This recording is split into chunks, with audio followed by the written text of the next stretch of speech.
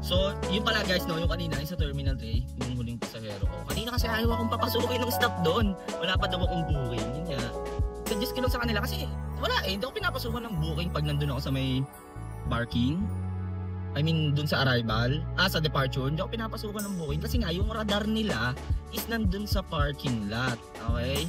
So, paano ako makakapasok sa parking lot nang wala akong, nang may booking ako, nandun yung radar nila. So medyo magulo guys Comment down below kung nakaka-relate kayo mga kapwa ko TNBS driver dun sa ginawa nilang policy na yun. Dati walang ganun talaga, kumbaga online pila, pasok ako doon.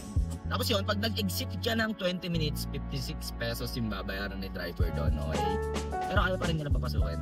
Hindi ko alam So, yun lang. Tsaka dun sa sa mga staff ni Papa G, imbis na nagta-traffic lang sila doon kasi may mga iba't ibang number yun So doon sa pintuan ng Terminal 3, paglabas agad nila ng mga passenger doon, na-stuck sila sa isang number lang, A16. So lahat doon. Okay? So para sa akin lang lilinawin ko. Para sa akin lang. Suggestion ko, siguro kailangan nilang ang tawag dito, i-distribute like kuwari, 3 ng 3. So para hindi ma-stuck doon, no?